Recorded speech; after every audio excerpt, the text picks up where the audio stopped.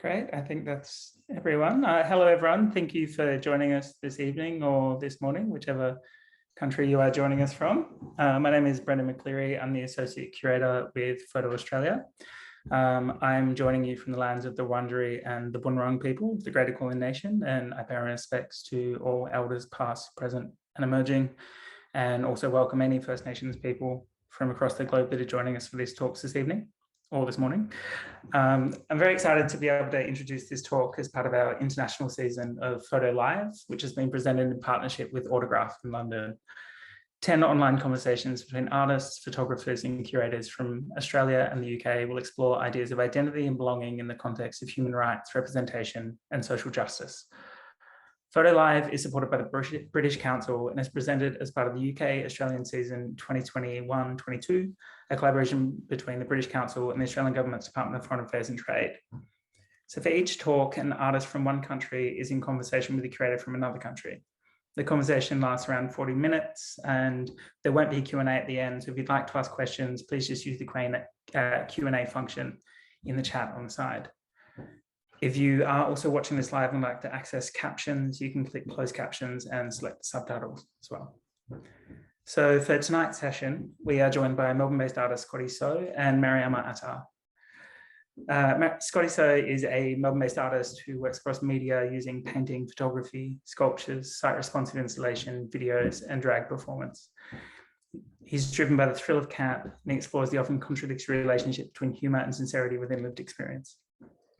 Mariama Attah is a photography curator, writer, and lecturer with a particular interest in overlooked visual histories and how photography and visual culture can be used to amplify underrepresented voices. And Mariama is currently the curator of Open Eye Gallery in Liverpool. So I'm going to hand over now to Mariama and hope you all enjoy this conversation. Sorry, and I should also say there will be more talks next week as well as part of this series, so please do keep following. Sorry, Mariama, please. Thank you so much for that introduction, Brendan. So as Brendan mentioned, I have been at Open Eye Gallery, which is a photography gallery in the northwest of England, for about 18 months, which means that the job that I took on when I first started is not necessarily the job that I was expecting to get. So when I moved back to England, lockdown was announced. And we all know that the galleries were closed, but art didn't stop in that time and artists didn't stop making art in that time. And so I spent a lot of time thinking about what is the role of the gallery and what is the role of the curator in this space, and really thinking about where art can happen. So I think events like these allow connections and communication with practitioners from around the world are just so incredibly crucial and fundamental, but also kind of reassuring in a sense as well. So I'm really looking forward to the conversation of the next 40 minutes and just seeing where we go and what we come up with. So Scotty, if you're ready, do you maybe want to start sharing a presentation and we can take it from there? Hi, my name is Scotty. Hi, everyone, and thank you for giving me a chance to talk about this work and have a conversation with everyone around the world too. So I've been working on lots of, in my photography practice, I work a lot on to talk about the authenticity of different cultures, mainly the Asian culture that I grew up with, and how I often dress up in drag as the model and create the content that the garment, the clothing, the look, to create this sort of illusion of authenticity. So I would show you some of my work from the previous projects, if I can share my screen. Oh, it's screen sharing is different somehow.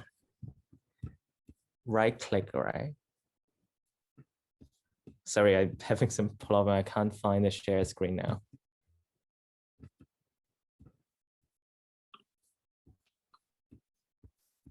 Well, how about while we're waiting for the share screen function to come back, maybe you could talk a little bit about how for you performance and photography work together. So you've got it.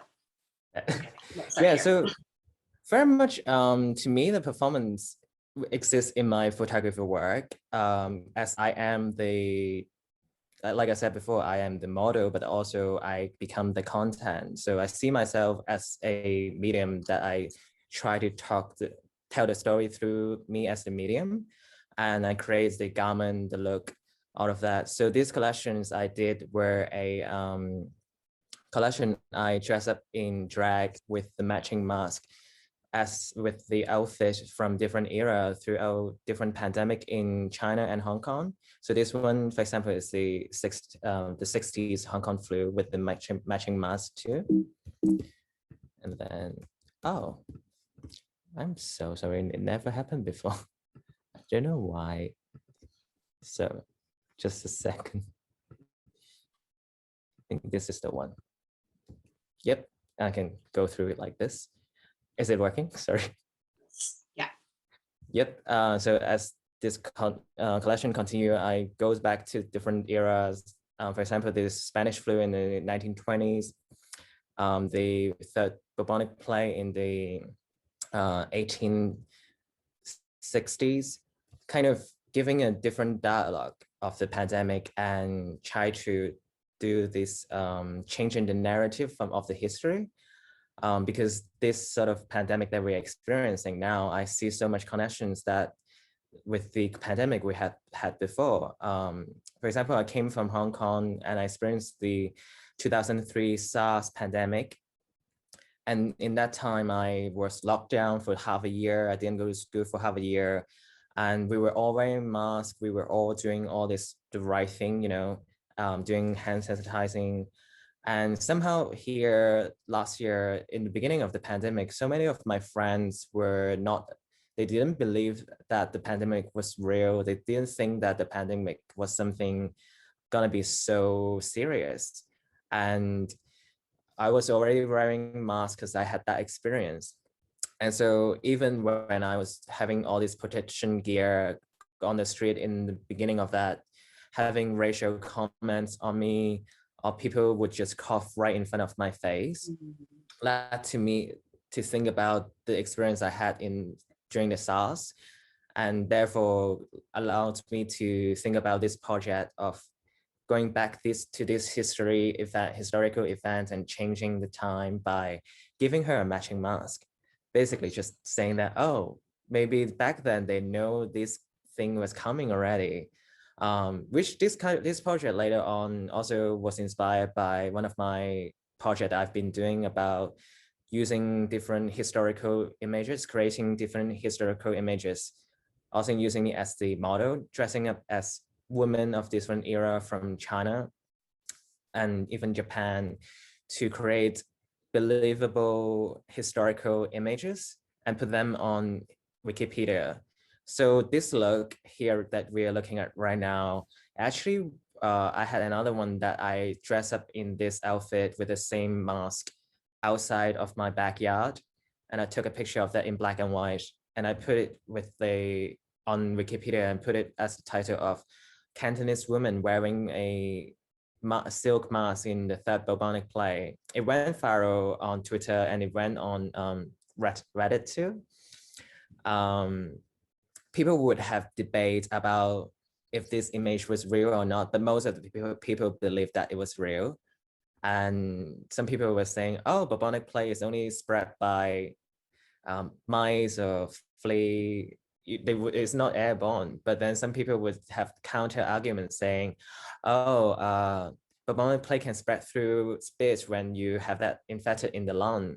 So it's really interesting seeing all of these events happening, and even how people would even still be racist about it, saying, oh, the Chinese, of course, it's all started from them.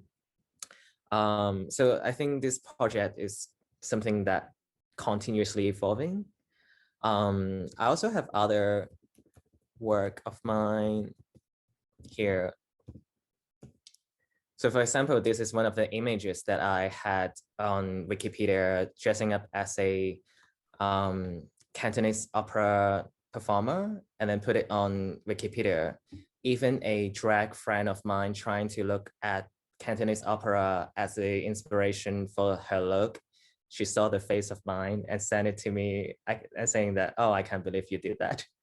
So but it's believable. So this is, I guess, about this performing the realness in photography, which links to this performance of drag, because often drag is about, you know, the realness, the passing, the making believe that one is the opposite gender. And so through this project, I also asked the questions of, am I real? Am I that real? So I think I can stop sharing these ones when you want to show more later. I think that's a fantastic introduction, and there are so many elements and ideas that I want to talk to you about. And I think that maybe a place to start is by talking about that idea of realness. So I think we've all moved away from this idea of photography being, or the camera being, a neutral object, and photography always documenting and recording truth for us.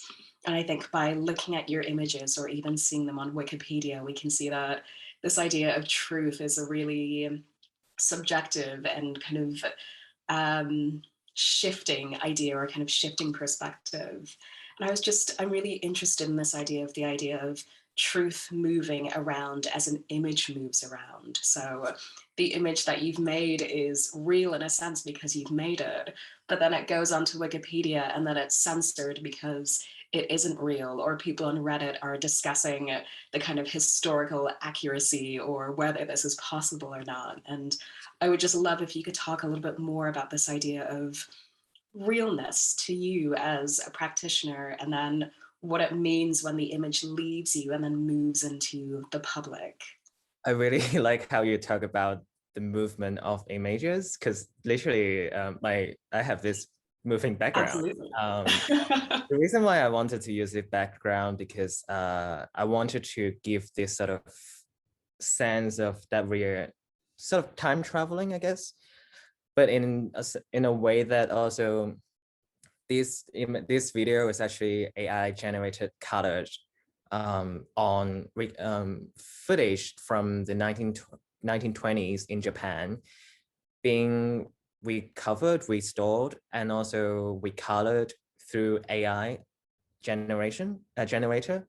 And so right now you can see they actually have color, and I also have a filter on myself to blend in together, wearing a kimono that I ordered tailor-made to my size from Japan, in a way that I try to, in this performance, that I blend into this historical image. And so there's that sort of making this believable. Yeah, it's a form of masking, and that's something that we talked about in our previous meeting as well, but this idea of blending or shaping your personality or the way that you're presented to the world to fit into different communities, or fit into different, in this instance, to fit into different times as well. And the idea that you were kind of using a literal filter to blend into your background is kind of fascinating in that sense. And I was wondering if you could maybe talk a little bit more about, like, how do you research the aesthetics of that? So if you're, you know, maybe hand tinting those images, like what, because we know that photography is not this kind of truth teller. So what are you looking for when you're researching and trying to present something as being real, or to pass something off as being legitimate? Well, originally I was often inspired by the idea of I was also often fascinated by historical drama, and you know, the costume designer, when they win the Oscar best costume, they often say being called, oh, this is good for this drama, this is good, authentic, historical. They have fashion historian doing all this research. I was often fascinated by that, but often these sort of awards, they don't give it to the ones that the most historical accurate, but to the ones that give the most to the movie. And so to me, I think that there's this layer of, does something does it make it better if it is historical 100% correct, or does it make the thing better when it is just as good as to make the movie alive? And so my research behind these sort of playing often I go on internet, I go on the museum, I go to look at the, I guess, real historical images that I can find at museums. Those are mostly believable, but then sometimes I looked at, you know, online content, online images, and I've often find in the on these different Chinese content farm website, they would have the images, and then they would have the description saying, "Oh, concubines back in the Qing Dynasty looks like men. How did the emperor? You know, they had different aesthetic. They have different makeup. Beauty was different back then." And so I realized, oh, some of these images actually not accurate to what they say. Some are actually just Beijing opera performer who were male dressing as women for the stage theater, and somehow being told that this is, oh, a concubine image. Or I think there's also one example of a Turkish concubine who is rather chubbier with mustache, looking very masculine, and saying, being said on the internet that she's the most beautiful, she was considered the most beautiful concubine back then. Turns out it was all fake. Someone wrote it up, someone photoshopped this person onto this woman's body. And so that gave me the idea of, oh, I still have to do the research to make something believable. I still need to have the knowledge of, you know, telling the difference of the different eras. The 20s is so different to the 30s. There's so much already different. 10 years is actually quite far away from each other. And so I still have to have this knowledge. And the reason why I mostly use Asian background, because I am from Asia, and growing up there, you kind of immerse into the aesthetic and the knowledge of the kind of knowledge that you get from growing up, like feng shui, like the aesthetic. And so that's why I'm kind of naturally knowing some of the path, oh, this is wrong, this is right. And so I use those as the realness, the part, that element that I know is going to make it believable. And I put them. Yeah, I was just curious if you could talk a little bit also about like your images being censored from Wikipedia. So you uploading these images and then the images constantly being removed, and maybe talk a little bit more about like why they were removed and people's responses or reactions. So after, you know, creating the garment, creating the look, putting them onto the Wikipedia, finally, but then somehow maybe after sometime 1 to 2 days, they would get removed, but sometime it would take maybe a few weeks to be removed. Usually the ones that get removed very quickly is that they don't look like what it is at all. For example, one, I dressed up as this chief executive of Hong Kong, Carrie Lam, crying at this press conference, uploaded it onto the Wikipedia page of Carrie Lam. Got taken down in 2 days, but it spread to a newspaper website in Italy. They use it as a headline. But it got taken down saying that this is vandalizing Wikipedia, because obviously that's not Carrie Lam. But then there's other example that there's rules of how you upload different images. And so you have to have the title correct. The title has to state what this is about. You have to state where it is from, because they don't want you to upload images that has copyright. So you have to say that you're the owner of the copyrights, or you have to state the owner who owns the picture. So maybe a museum or a institution. So if you violated any of these rules, your image gets taken down, because even though it is Wikipedia, they still see it as a institutional platform that you have to have all of this bibliography, you have to follow the rules. And if you don't, you would look suspicious. So Mhm. one time I had 6 images got taken down from one account just because I didn't follow the naming system they have. And this person just image research, image reverse search the picture that I uploaded. They found it on my Instagram and on my website and say, oh, this is not a real image. This is a vandalized image. And they would use word like that, vandalizing. Yeah, I mean, how do you vandalize your own image? Well, they said I'm vandalizing Wikipedia, but I do get people who use this image on different things. They will use it on their content. I dress up as a, I'm gonna find it to you. Let me share the screen again. So this is the, like I said before, the face mask one at my backyard being spread around on Instagram and Twitter. Let's see if I can find, sorry.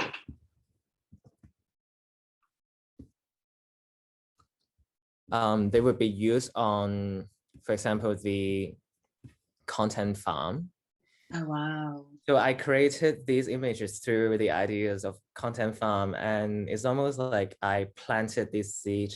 I am the content farmer, and I planted this seed on Wikipedia, and as they grow, they spread around, kind of like a fruit, I guess, or like they're seeding, and then it's spread to another land of farm, content farm, and it's being spread around and around. So even if the image on Wikipedia got taken down because it has already spread, these would just stay on the internet.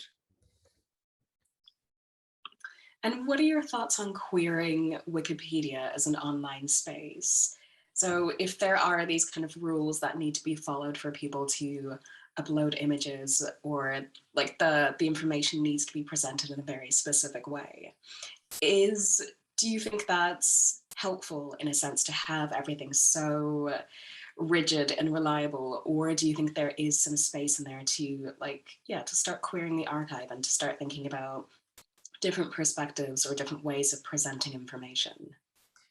I guess I guess to have these images on the Wikipedia is, so it's, to them, I think, of course, it makes sense that they think this is vandalizing.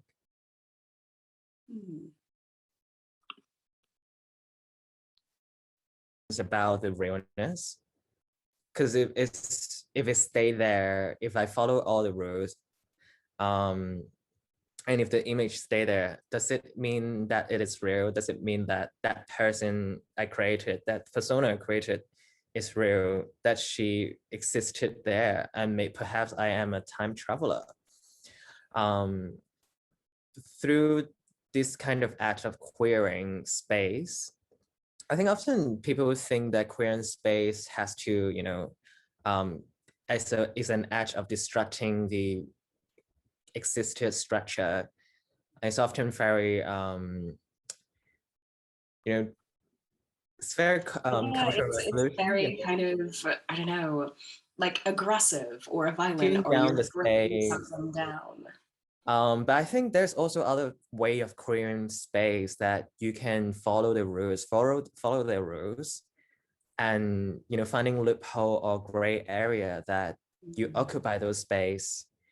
And I think there's some power to that too, rather than just maybe deleted the whole page of Wikipedia. Because that, by following the rules, I think it gives a new narrative and give the space for the others to also being part of that. And so that's why there's all this conversation through these images spread out and created. One of the image that I used was me dressing as the Red Army of the during the Cultural Revolution, and having a pose like that in drag, looking really glamorous, looking at Mao in the sun, obviously fake, because back in those times they didn't have Western hairstyle and makeup, and they wouldn't have a woman this large, bigger than Mao's portrait. to be allowed. But even scholars use that image for their writing online article about the history of Cultural Revolution. Often I think that the reason why these places use the images, I think they use it for there's no copyrights to it because it's done on public domain. And also they try to believe that they are real. So that image that I mentioned just now about with the Cultural Revolution, someone used that image to Photoshop my face with the Canadian health chief executive who is with Chinese background. They Photoshop her face on mine and then Photoshop Xi Jinping, the President Xi onto Mao's face in a way to sort of calling her a communist. That because she's trying to promote the awareness of wearing masks and vaccination.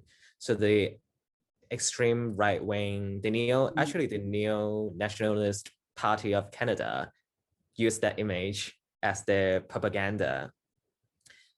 And so there's this, I had to let go of this freedom of the image in order to let it clear that space. I think that's really fascinating as well, this idea that you have created something that is being kind of pulled all over the place in terms of the politics that it's being used to represent, or the people or the cultures or the ideas that people are seeing in themselves in these images as well. And I guess that kind of takes me back to that question of social justice and social responsibility, and thinking about the power of the platform that you have, or the power of photography, and understanding that that so easily slides into propaganda depending on which angle or which perspective you're looking at it from. And I think it is. Please go on. I think it isn't just the right or left, because the left also use my image for their propaganda too. Like the right is saying that, oh, they already had this wisdom of wearing masks back in the day. Absolutely. Like, people are so ready to assign their own meanings or their own hopes even onto an image. Like, there's something really hopeful about having an opinion and having it, I don't know, having it kind of sustained or kind of further kind of built into a foundation by seeing it in an image and thinking, other people think the same way that I do, and it has been recorded in this way. And obviously this is a legitimate way of thinking because it's been documented or someone has made it into a photograph. I think there's that sort of like image being neutral. Yes, I wonder if the image that I created like that, would they still be neutral, and it's only that people assign the meaning? Because when they were put up there, they were just, data, they were information. The line never says, oh, this is for public health we should raise the awareness. It was only a woman wearing a silk mask with that headline. And so I wonder if it's only that people's opinion, the way how they use the image, assign what point of view the image became. Yeah, absolutely. Like, what is the role of sincerity in this, and how culturally or kind of contextually dependent is it, or even time dependent as well? And I'm also interested in this idea of like campness and performance in photography, and thinking about how this can be used as a tool to disarm people, to like spread a message or to have an opinion, and to be a bit more subtle about it, or a bit more discerning about how you spread that message. You do a lot of performance and a lot of drag and kind of dressing as other people or presenting yourself as someone else. And I would love if you could just talk a little bit more about that. Like, you use the word realness a lot, which I love. And I would just, yeah, I'm really excited and eager to hear like your thoughts on that too. I'll show you this collection of work of mine. I can talk about realness a little bit first. To me, I think realness is something it is a existential crisis question to me. Because I'm always often scared of death and just vanishing, not being here anymore. It's like the portrait of Darren Gray, how, you know, the portrait continue aging, but he stay young for stay youthful forever. And so this kind of realness, to me, I'm trying to create this real image of, I guess, the Dorian Gray portrait that stay young forever as I age and disintegrate. And so that's why there's a lot of this beauty in what I do. There has to be the aesthetic in beauty, that it has to be elegant, it has to be timeless. And that's why I choose a lot of this sort of retro look in my performance and in these images of photography. Because you look at fashion photographies back then, they're still so modern. You know that they are from the past, but there's this stillness that they're there for a long time. And when you look at it 100 years later, maybe in the future, they will still look as fresh as yesterday. And so, for example, this collection I did, I again created the whole look, dress up, and did this photography project that I using different fashion houses logo print, ripped off from, bought the fabric from China, you totally rip off copyright, and just giving them the Asian silhouettes. So I'm using Transam a lot. I think it is a symbol. Oh, it's saying that my internet is unstable. Please let me know if I'm cutting off. Okay. I'm changing this sort of Western fashion ideas into the Asian clothing. In a way, I'm reclaiming this base of fashion. Why do we have to wear Western clothing, like t-shirt, suit, pants every day, when there are all other kind of clothing that exist? I know public convenience is part of the thing, but through this work, I try to change the narrative of fashion history, ripping off their logo, of course, but then putting the idea almost like inspired by the fashion house. Because you know how when the designer designed the collection, they said, oh, Africa safari collection, Vietnam collection, or like resort. And so I'm using their rules to twisting this narrative back to sort of occupying that space again. So there's this, when Grey Master design, you know, they're inspired, but when the latest market in Hong Kong, it would be a ripoff when you see like a fake Chanel bag. Literally. The print of Louis Vuitton is basically designed and inspired by the Japanese family crest. It's like a symbol. Every family has a different symbol. Okay. So that monogram is actually inspired by the Japanese family crest. And so there's that narrative in it. And then later on, I decided I wanted to expand that project to something that's relating to the classical image in different houses. So again, giving them the twisted name, the rip-off name, Ying Saint Laurent, Chanel, and it's almost like it comes full circle. So the fashion houses are being inspired by entire cultures in a really kind of, you know, vague and general and slightly insensitive way. And then those cultures are then taking back that look, and they're making these kind of inauthentic or these rip-off versions that they inspired in the first place. And I think there's something really like neat about this kind of full circle, and then it becoming really accessible So being able to find those materials or like those handbags in the market is just, it feels like really sweet vengeance in a way. And you think about drag in performance, drag queen club performance or the ballroom culture, you know, they have the realness, excellency, realness that they would have the brands either rip off or a real vintage or actual real one from the fresh from the store. You look at RuPaul's Drag Race, Willem, famous drag queens would say, oh, this is Doja.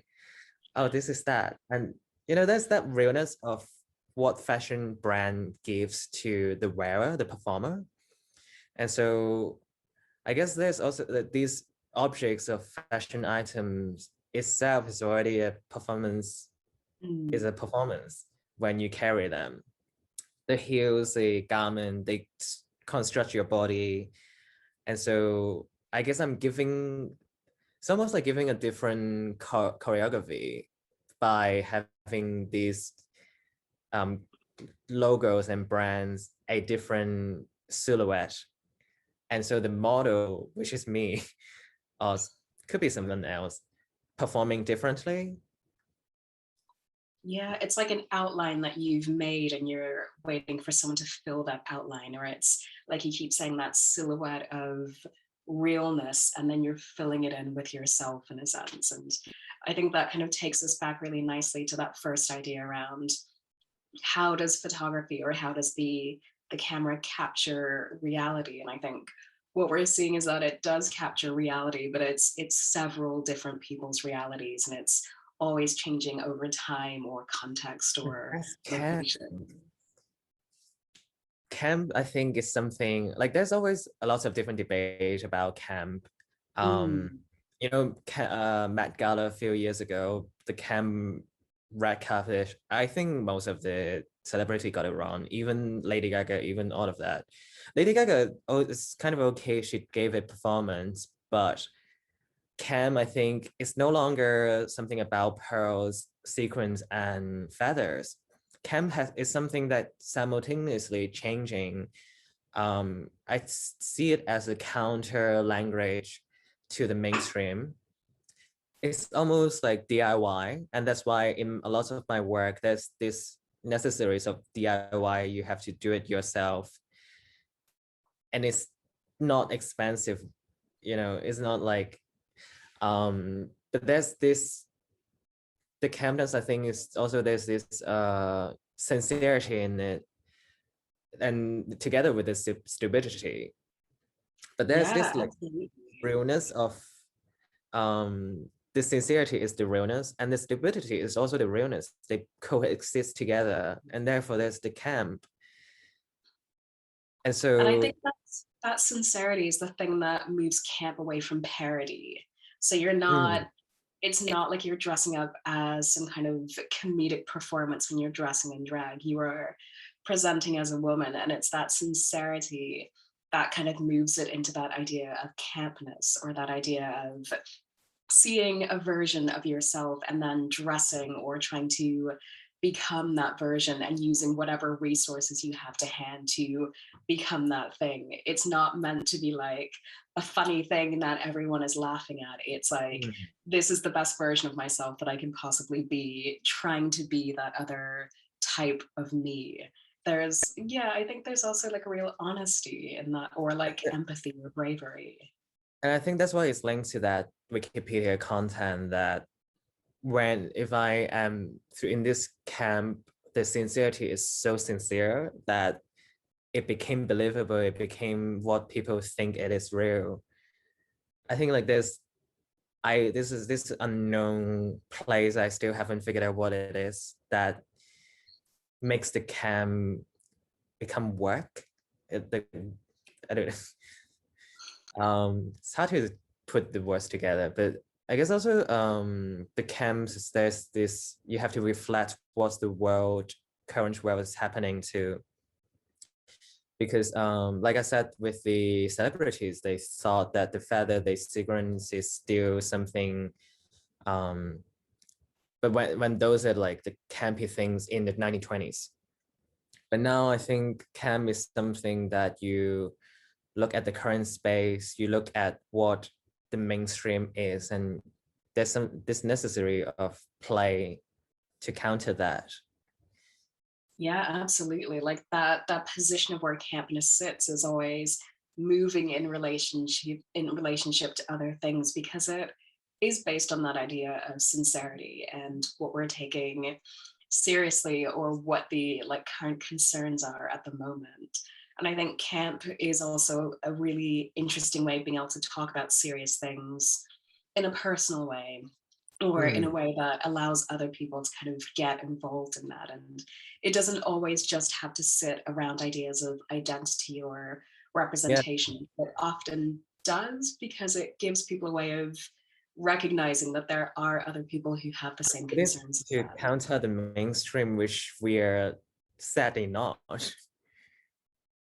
Absolutely. Yeah, like it's like this little club where people find themselves either relegated by other people, or they willingly kind of move into that other sphere and thinking there are alternative ways of being, there are alternative ways of kind of living your life and how you see yourself. And I think it just gives people like the resources or the tools to think there are different ways of doing this. And I think that's really beautiful.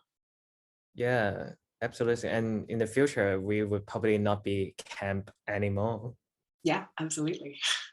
And I think there's also something really ambiguous about like a lot of your artworks as well. So this idea of where they sit and how you want people to see them, or even just these ideas around like what is the art form? Is it the performance? Is it the photography? Is it the research? Is it the platform that it goes on to sit on? Is it the propaganda that it turns into afterwards? And maybe it's all of those things in different quantities or at different times. And I think that is something that keeps the artwork living as well, this interaction at different points. And I became immortal because it continued living.